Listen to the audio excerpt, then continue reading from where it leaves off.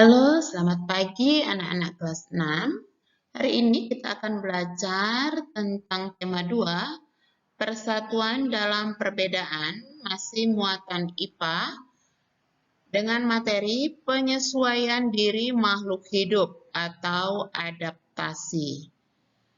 KD 3.3 menganalisis cara makhluk hidup menyesuaikan diri dengan lingkungan. KD 4.3 menyajikan karya tentang cara makhluk hidup menyesuaikan diri dengan lingkungan sebagai hasil penelusuran berbagai sumber.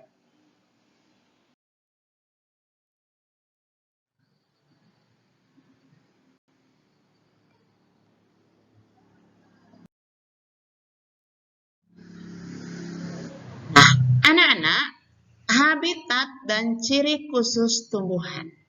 Kita lihat yang pertama, tentang habitat. Apa yang dimaksud dengan habitat ya anak-anak ya? Habitat adalah tempat suatu makhluk hidup tinggal dan berkembang biak. Di mana saja yang disebut habitat? Di air. Kemudian kita lihat di air itu ada yang namanya hidrofit. Apa sih tumbuhan hidrofit itu? Lihat ya, ini dia hidrofit.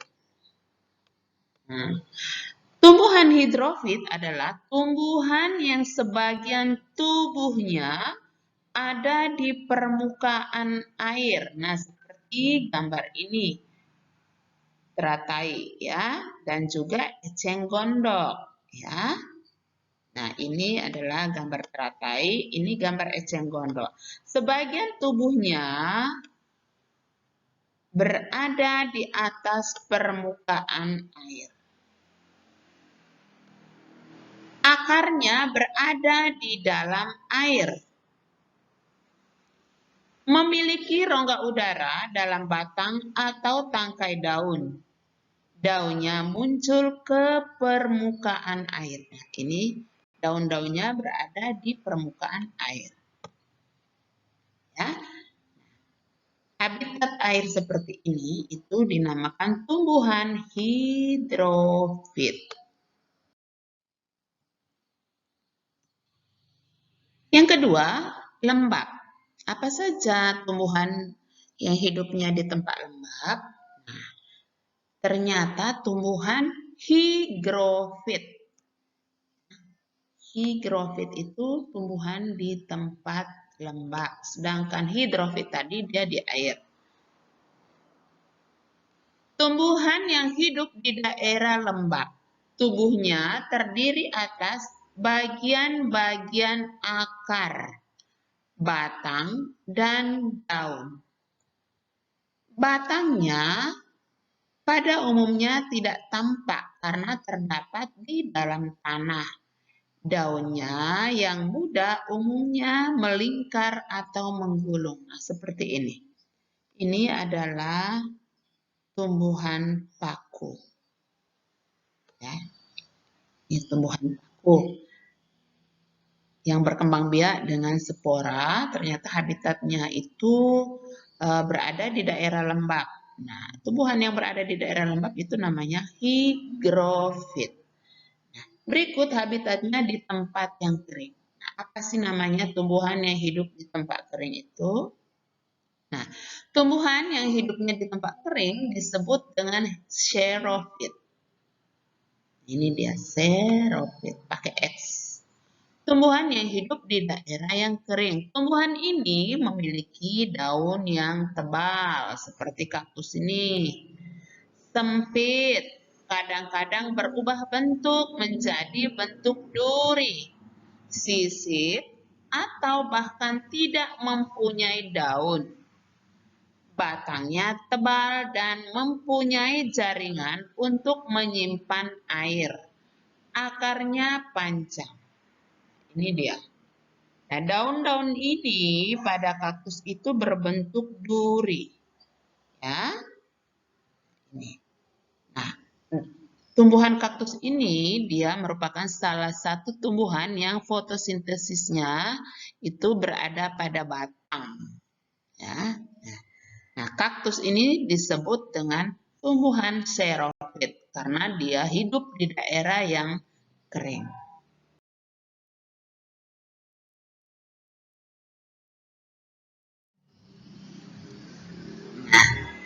Kalau tadi kita berbicara tentang habitat atau tempat hidup, sekarang adaptasi tumbuhan.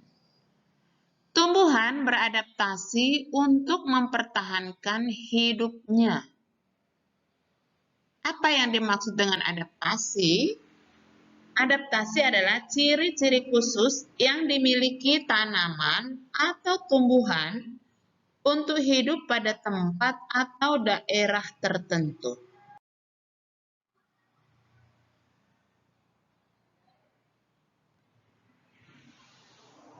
Kita lihat ciri-ciri khusus tumbuhan.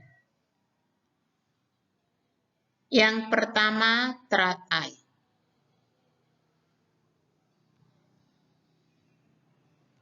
Nah, apa ciri khusus dari teratai ini?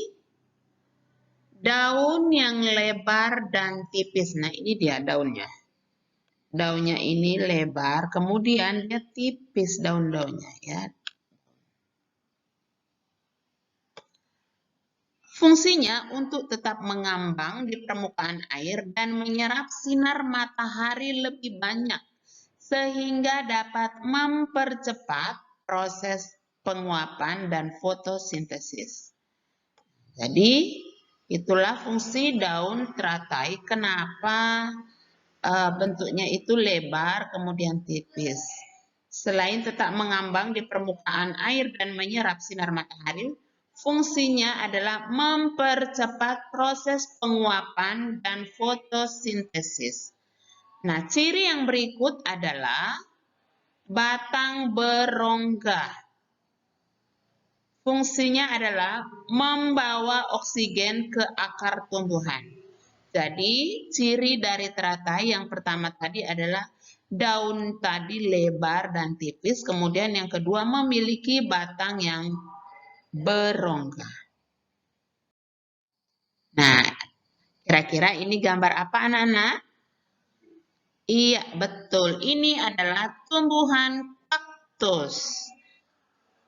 Apa ciri-ciri khusus dari kaktus? Kita lihat.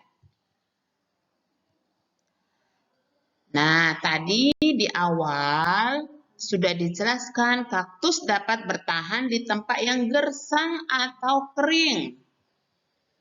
Mengapa bisa begitu? Yuk kita cari tahu.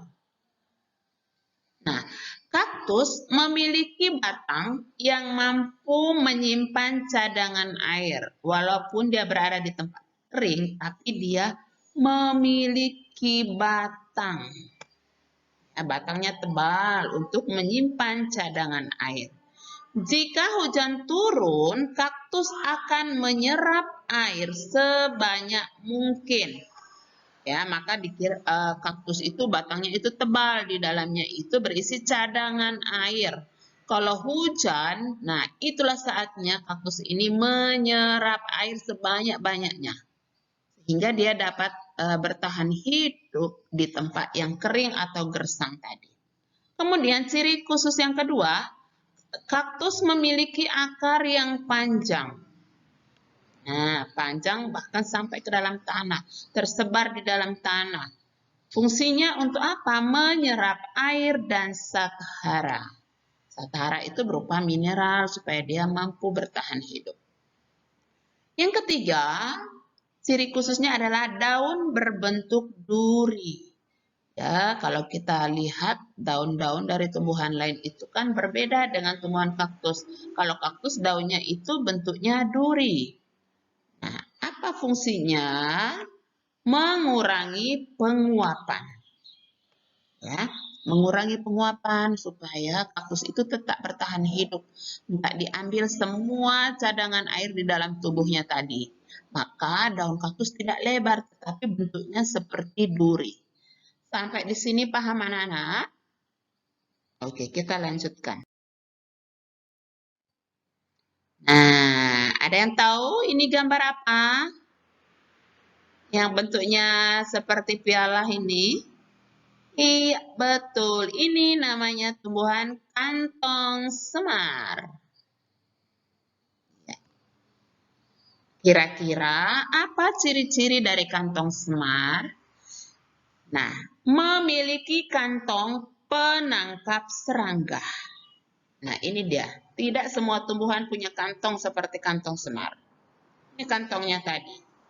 Di mana bentuk kantong tersebut menyerupai piala. Kantong tersebut sebenarnya adalah ujung daun. Nah, ujung daun dari kantong semar. Bentuknya seperti piala tadi. Yang berubah menjadi jebakan untuk menangkap serangga. Jadi fungsi dari kantong tadi itu adalah untuk mencegah, menjebak atau menangkap serangga. Serangga yang sudah di dalam kantong karena enzim pembunuh serangga yang dikeluarkan kantong semar. Jadi untuk apa sih kantong semar itu menangkap serangga? Itu untuk menambah nitrogen, ya. Nambah enzim itu ada nitrogen di dalamnya, ya. Mereka membutuhkan unsur-unsur nitrogen untuk bertahan hidup.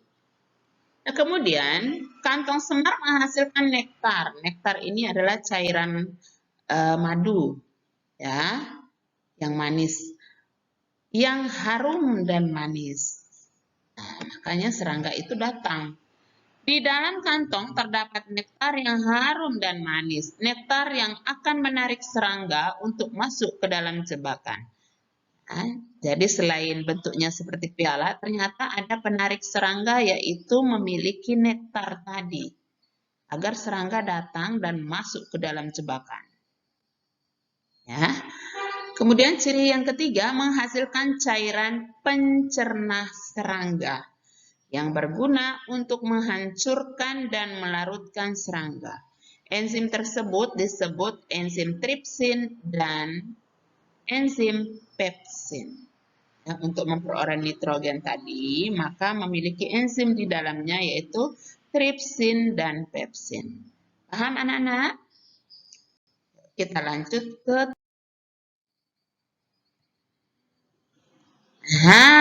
ada yang tahukah apa nama tumbuhan ini? Iya, ini adalah Venus. Nah, apa ciri khususnya? Venus mempunyai daun yang berbentuk engsel dan berbulu. Nah, tadi ya kita lihat. Nah, ini ya bentuknya engsel. Nah, kemudian ada bulu-bulunya di luar ini. Ini. Bulunya ini berduri ya. Nih. Fungsinya untuk menangkap serangga. Daun tersebut terbuka menunggu serangga datang. Ya. Jadi, mereka selalu terbuka untuk menunggu serangga datang. Jika ada serangga itu datang mendekati atau menyentuh bulu-bulu dari Venus tadi, maka seketika itu daunnya akan mengatup ya dan menangkap serangga tersebut. Nah, Venus mempunyai daun yang mengeluarkan bau yang khas dan berwarna mencolok. Jadi bagaimana supaya serangga mendekati tumbuhan Venus tadi? Ya, baunya yang khas, yang mengundang perhatian daripada serangga. Kemudian warnanya yang bagus, mencolok, ya.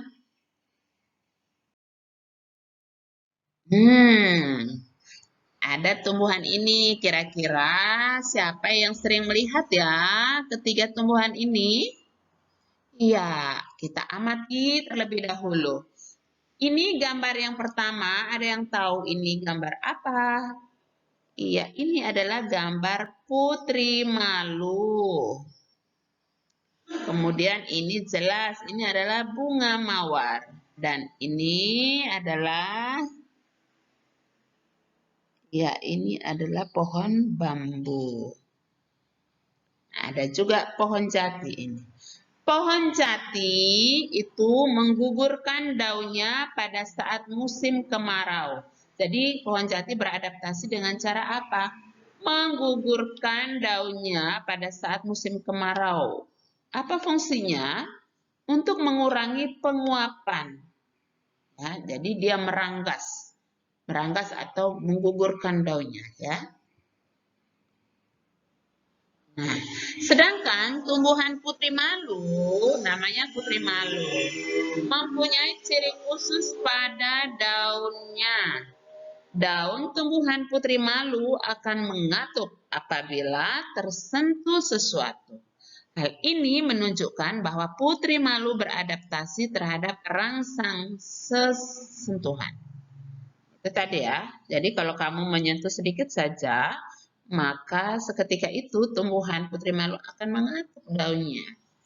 Ya, kita lihat. Berikutnya, mawar. Mawar beradaptasi dengan batang yang dipenuhi duri. Tujuannya apa? Melindungi dari predator. Predator itu apa sih? Mangsa atau musuh, ya, yang akan mengganggunya. Jadi, bagaimana tumbuhan mawar tadi beradaptasi? Yaitu seluruh batangnya itu dipenuhi dengan duri. Nah, berikutnya, tadi udah ya pohon jati. Nah, sekarang bambu. Bagaimanakah bambu itu beradaptasi dengan lingkungan? Bentuk adaptasinya adalah memiliki bulu halus yang menempel pada bagian batang yang menimbulkan rasa gatal jika terkena kulit. Ya, jadi kalau anak-anak pernah melihat pohon bambu, biasanya ada putih sisik-sisik kecil tuh bulu-bulu halus yang kecil, yang putih-putih itu ya. Jika anak-anak menempel badan anak-anak atau menyentuhnya, maka beberapa saat kemudian kulit kita akan terasa gatal. Ya. Kemudian selain memiliki bulu halus, bambu ini memiliki batang yang tumbuhnya tinggi. Kenapa? Harus tinggi batangnya ya, untuk mendapatkan cahaya matahari sehingga mampu berfotosintesis. Oke.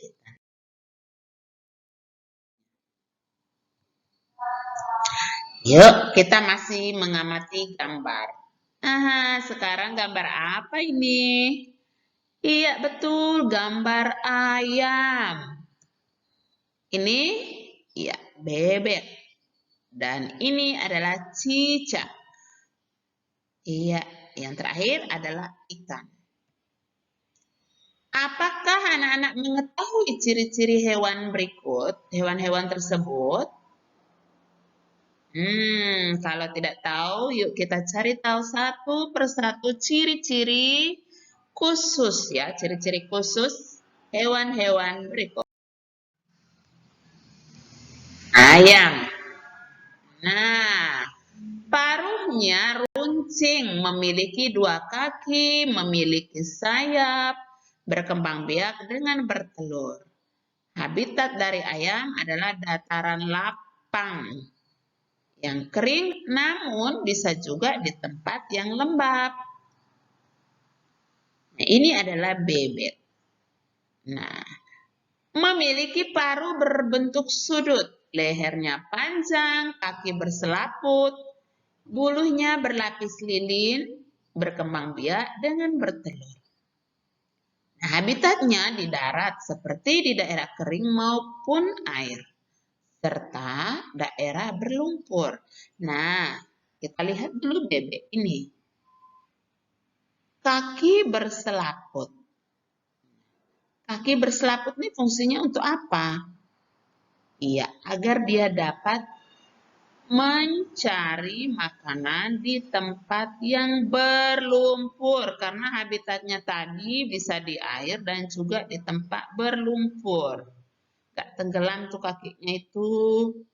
Nah, karena berselaput, maka dia bebas jalan di tempat yang berlumpur. Kemudian bulunya berlapis lilin. Fungsinya apa? Agar bulu bebek ini ketika berenang di air itu tetap kering. Ya, nggak basah. Oke, paham sampai sini? Berikut kita lihat ikan. Hidupnya di air, dapat berenang, bernafas menggunakan insang, memiliki sirip. Bisa di air tawar, bisa juga di air asin. Yang terakhir adalah cicak. Memiliki kaki yang merekat untuk memanjat, dapat mematahkan ekor, memiliki lidah yang panjang, dan memangsa serangga. Nah, ini adalah ciri khususnya. Memiliki perekat di kakinya, sehingga dia bisa merayap, ya kan, di dinding. Terbalik dia merayap karena kakinya itu memiliki perekat yang tidak dimiliki oleh binatang atau hewan-hewan yang lain. Kemudian, untuk menghindari musuhnya, maka dia memutuskan ekornya. Ya, dia beradaptasi melindungi dirinya dengan memutuskan ekornya. Ini ekornya diputus. Nah, atau nama lainnya adalah autotomi. Jadi, kemampuan cicak memutuskan ekornya itu disebut dengan autotomi.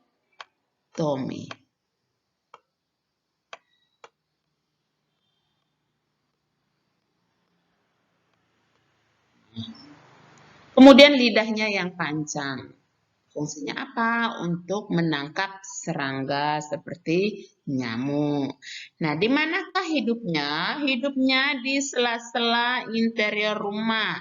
Di alam bebas, cicak dapat ditemui di kayu, di pepohonan di daerah yang hangat, dan juga lembab. Nah, itu adalah ciri-ciri khusus beberapa. Nah, kita lihat. Yang berikutnya. Adaptasi hewan yang lainnya. Adaptasi adalah cara hewan menyesuaikan diri terhadap lingkungan sekitarnya untuk bertahan hidup. Nah, ini tujuan hewan beradaptasi ya untuk melindungi diri dari musuh maupun pemangsa. Selain itu untuk bisa mendapatkan makanan dan juga untuk bertahan hidup. Kita lihat ciri-ciri dari beberapa hewan berikut ini. Ini apa ya anak-anak ya? Ini adalah belalang, ini adalah bunglon, ini adalah terenggiling.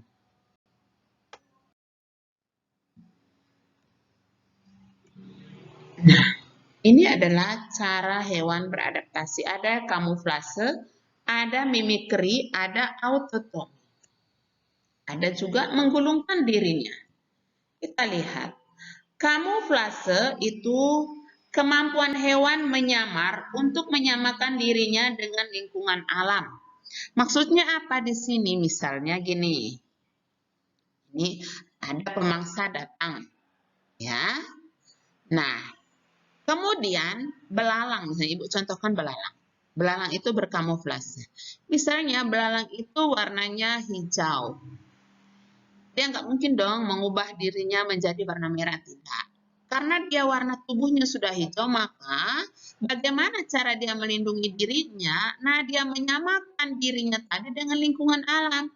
Dia pergi terbang mencari tumbuhan yang warnanya hijau, yang sama dengan warna tubuhnya itu sendiri. Ya, jadi dia belalang atau kamuflase itu tidak mengubah warna tubuh, tapi hanya menyamakan warna tubuhnya dengan warna lingkungan alamnya. Ya, seperti belalang. Ya, paham sampai sini?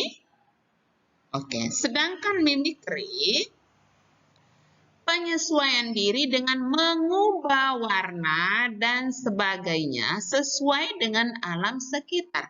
Nah, itu perbedaannya. Antara kamuflase dan mimikri, perbedaannya kalau kamuflase itu menyamar atau menyamakan dirinya. Jadi dirinya warna apa, dia harus cari lingkungan yang warnanya sama dengan tubuhnya. Sedangkan mimikri itu mengubah warna. Jadi ketika dia hinggap di pohon yang kering, yang warnanya kehitam-hitaman, maka hewan tersebut harus mengubah tubuhnya sesuai dengan tempat dia hinggap tadi. Kalau warna hitam, ya warnanya jadi hitam. Dia nanti di tanah yang agak kecoklatan, maka tubuhnya menjadi coklat. Di daun, dia hinggap di daun, maka tubuhnya akan menjadi hijau seperti daun. Ya, jadi dia mengubah warna sesuai dengan alam sekitarnya. Ya, seperti bunglon. Oke, paham ya sampai perbedaan kamuflase dan mimikri? Oke, kalau sudah kita lanjut. Berikut adalah autotomi, seperti udah Ibu jelaskan tadi ya. Perilaku di mana hewan memutuskan atau membuang satu atau dua lebih dari tubuhnya. Memutuskan bagian tubuhnya. Ya, seperti cicak tadi ya, memutuskan ekornya untuk melindungi diri dari pemangsa. Nah, itu ya, contohnya adalah cicak. Kemudian menggulungkan diri. Kemampuan hewan untuk menggulungkan tubuhnya membentuk spiral. Jadi ketika ada musuh, nah dia menggulungkan tubuhnya seperti spiral. Contohnya adalah terenggiling. Seperti tadi ya, terenggiling. Kemudian ada kalau anak-anak di rumah itu, yang kecil-kecil itu namanya luwing. Nah, itu juga beradaptasi. Kalau kamu sentuh luwing itu, dia cepat-cepat menggulungkan tubuhnya. Seperti spiral. Nah, itu adalah cara mereka beradaptasi agar tidak lagi diganggu oleh musuh. Dengan cara apa? Menggulungkan dirinya. Oke? Nah, kita lihat beberapa hewan-hewan ini. Yang pertama ada cumi-cumi. Bagaimanakah cumi-cumi beradaptasi? Ada yang tahu? Oke, dengan mengeluarkan tinta. Jadi dengan tinta yang dikeluarkan, mereka dapat menghindari dirinya dari pemangsa. Menghalangi pandangan pemangsa sehingga cumi-cumi dapat kabur. Jadi dikeluarkan tintanya itu. Ya. Dan yang kedua adalah walang sangit. Walang sangit itu beradaptasi atau menyesuaikan dirinya terhadap lingkungan dengan mengeluarkan bau yang sangat menyengat. Bau yang dikeluarkan tersebut berfungsi sebagai pelindung diri dari pemangsa. Nah, berikut ini adalah landak. Bagaimana landak beradaptasi atau menyesuaikan diri? Iya. Landak tersebut memiliki rambut yang tebal dan berbentuk duri tajam. Ya, jadi rambut-rambut itu bentuknya apa? Duri yang tajam.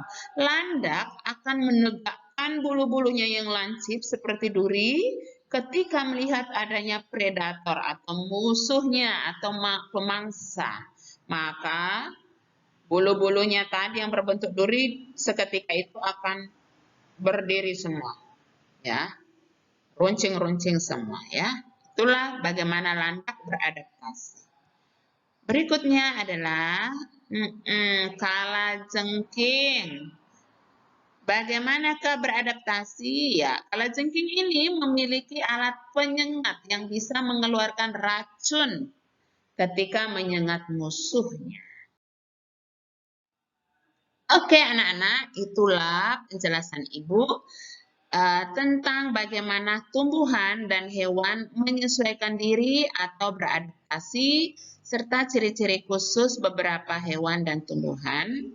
Ya, semoga anak-anak dapat memahami penjelasan Ibu pada hari ini. Dan jangan lupa anak-anak mengerjakan atau menjawab soal-soal melalui link Google Form yang akan Ibu share melalui grup WA kita. Oke, selamat belajar. Terima kasih. Tuhan Yesus memberkati.